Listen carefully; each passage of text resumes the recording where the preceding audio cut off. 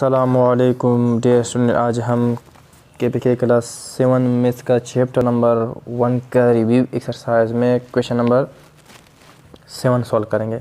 तो आइए चलते हैं क्वेश्चन नंबर 7 सॉल्व करते हैं। तो क्वेश्चन नंबर 7 में क्या है? क्वेश्चन नंबर 7 में है इफ़ यू इक्वल टू यानी universal set 1 2 3 4 5 6 and A equal to 2 3 4 then show that A union A complement equal to U and A intersection A complement equal to empty। अगर हमें universal set दिया गया हो और A set हमें दिया गया है तो आप क्या फाइंड करें?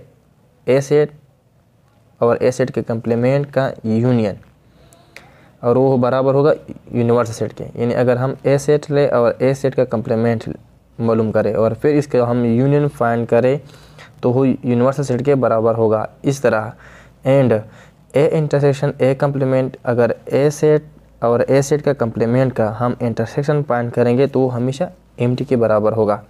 तो आज इसको हमें शो करना है। शो का मतलब क्या है कि इसको हम प्रूव करेंगे। यानी लेफ्ट हैंड साइड को हम लेंगे और उसका जो लेफ्ट हैंड साइड का जो आंसर है उसका आंसर राइट हैंड साइड आएगा। तो अगर लेफ्ट हैंड साइड को हम सॉल्व करें और उसका आंसर राइट हैंड साइड का आंसर के बराबर होता है, यानी जो राइट हैंड साइड में है अगर हम लेफ्ट हैंड साइड को सॉल्व करें वो भी राइट हैंड साइड के इक्वल हो जाए तो इसको हमने क्या किया? शो किया।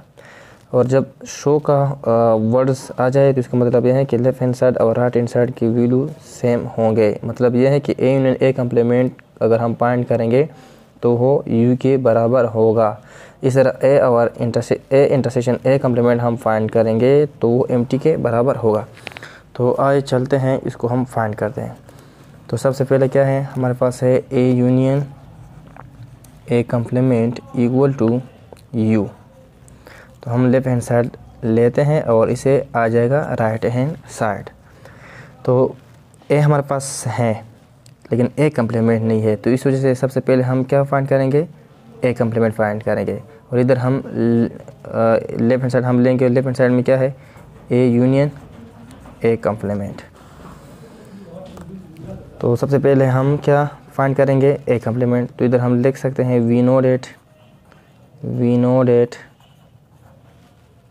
हम जानते हैं A complement equal to U difference A, यानी universal set difference A set. और ये भी हम जानते हैं कि ए कंप्लीमेंट हमारे पास बराबर है यूनिवर्सल सेट। किसके बराबर है? यूनिवर्सल सेट इधर हमें दिया गया है और वो है 1 2 3 अप टू 6। इधर हम लिखेंगे 1 2 3 4 5 6। फिर डिफरेंस लिखेंगे। ए सेट हमें दिया गया है वो क्या है? 2 3 4। इधर हम लिखेंगे 2 3 4।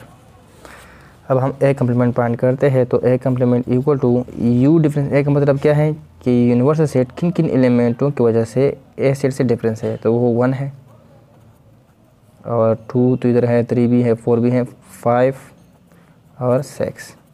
तो ये हमने ए कंप्लीमेंट फाइंड किया। अब हम आसानी से A union A complement find कर सकते हैं। तो इधर हम अब लिखेंगे now A union A complement equal to A set हमारे पास क्या है? 2 3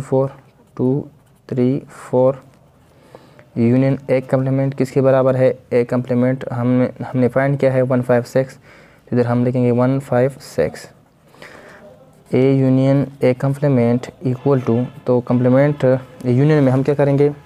सारे एलिमेंट लेंगे, लेकिन जो रिपीटेड है वो हम एक टाइम लेंगे, 1 टाइम लेंगे। तो इधर 1 है, 1 लिखेंगे, 2 लिखेंगे, 3 भी लिखेंगे, 4 भी, 5 भी और 6 भी। और आप देखें तो ये किस सेट के बराबर है? यू सेट के बराबर है। 1 2 3 4 5 6 ये हमारे पास यूनिवर्सल सेट के बराबर है। तो इधर इसकी जगह हम इस तरह भी लिख सकते हैं A union A complement equal to, इसकी जगह हम लिखते हैं यू यूनिवर्सल सेट। तो ये हमने शो किया कि ए यूनियन ए कंप्लीमेंट हमारे पास किसके बराबर है? यूनिवर्सल सेट के। तो ये हमेशा इस तरह होगा। अब हम फाइंड करते हैं नो। अब हम इधर फाइंड करते हैं no A intersection A complement equal to empty. ये हमने इधर हमें दिया गया कि इसको फाइंड करें, शो करें। तो इधर हम लिखते हैं लेफ्ट हैंड साइड हम लेंगे। लेफ्ट हैंड साइड में क्या है? ए इंटरसेक्शन ए कंप्लीमेंट है। और इधर हम लिखेंगे ए हमारे पास क्या है 2, ए हमारे पास है 2 3 4, इधर हम लिखेंगे 2 3 4, फिर इंटरसेक्शन लिखेंगे और फिर ए कम्प्लीमेंट, और ए कम्प्लीमेंट हमारे पास है 1 5 6, इधर हम लिखेंगे 1 5 6। तो इंटरसेक्शन में हम क्या लेंगे, कॉमन एलिमेंट लेंगे, लेकिन वो भी 1 टाइम। तो इंटरसेक्शन और यूनियन हमने डिटेल से पढ़ा है, इधर सिर्फ बस इसके जस्ट हम सॉल्यूशन करते हैं। तो इधर इसमें कौन से कोई भी एलिमेंट कॉमन नहीं है, तो इधर हम लिखेंगे एम्प्टी, तो इसको एम्प्टी को हम इस तरह भी रिप्रेजेंट कर सकते हैं। और इधर हमने कहा है कि इसको शो करे A intersection A complement equal to empty, तो इसको हमने शो किया कि A intersection A complement equal to empty set. अब आते हैं क्वेश्चन नंबर 8 में। क्वेश्चन नंबर 8 में क्या है, if A is the set of factor of 15। तो फैक्टर आप जानते हैं फैक्टर का मतलब क्या है, फैक्टर का मतलब है डिवाइज़र। फैक्टर का मतलब क्या है, जस्ट डिवाइज़र। मतलब यह है कि ये जो 15 है इसको हम इस तरह लिख सकते हैं 3 × 5।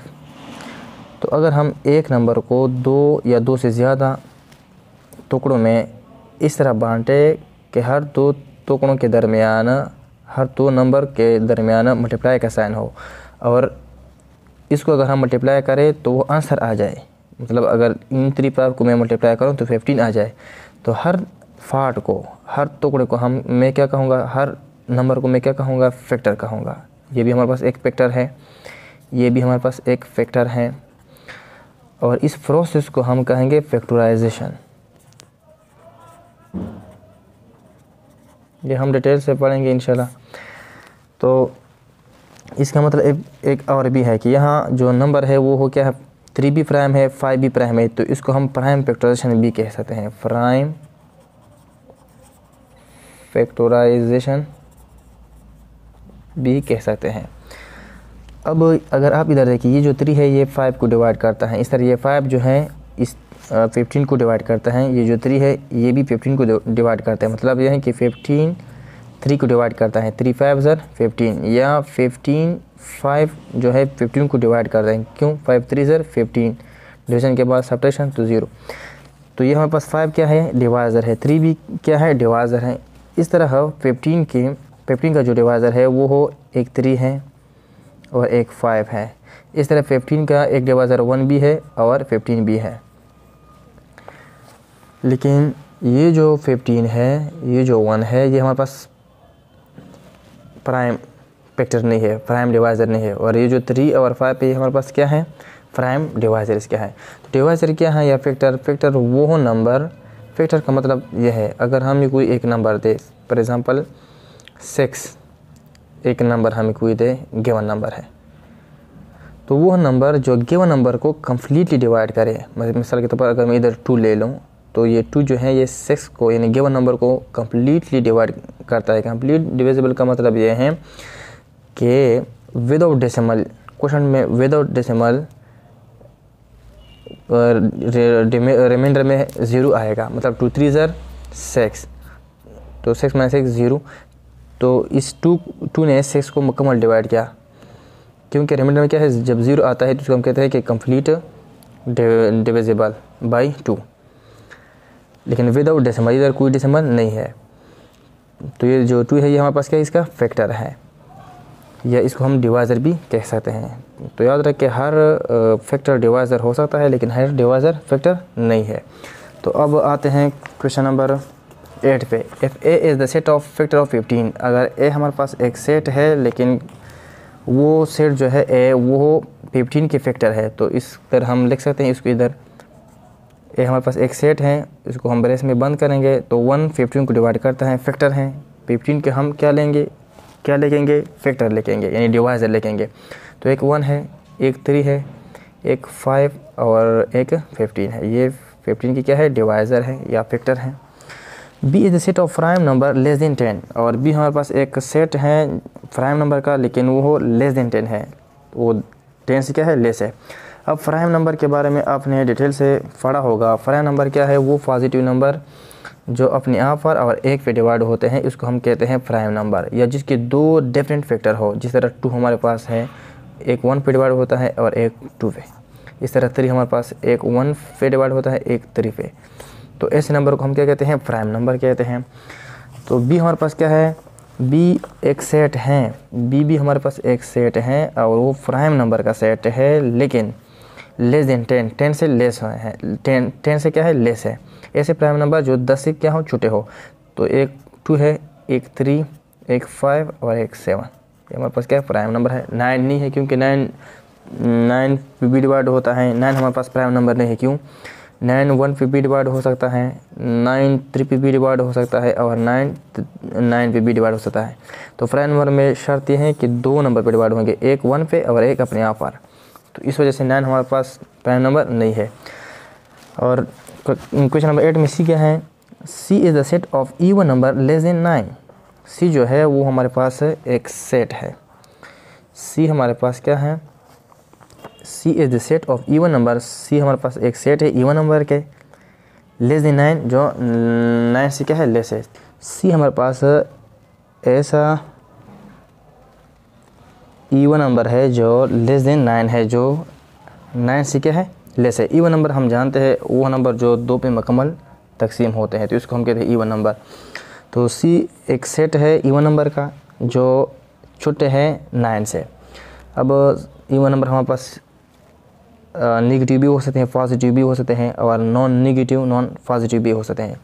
तो इधर जो हम इवन नंबर लेंगे वो हमारे पास पॉजिटिव इवन नंबर होंगे। तो सी इधर हम लेंगे, सी हमारे पास सी इक्वल टू 2 4 6 8, क्योंकि इधर क्या है, लेस देन 9 है तो 8 तक हम लिखेंगे। तो सी हमारे पास क्या है, वो सेट है 2 4 6 8। ये इवन भी है और लेस देन 9 भी है। तो अब हम क्या करते हैं, then what is A union B union C. मतलब ये है कि इसका आंसर क्या होगा।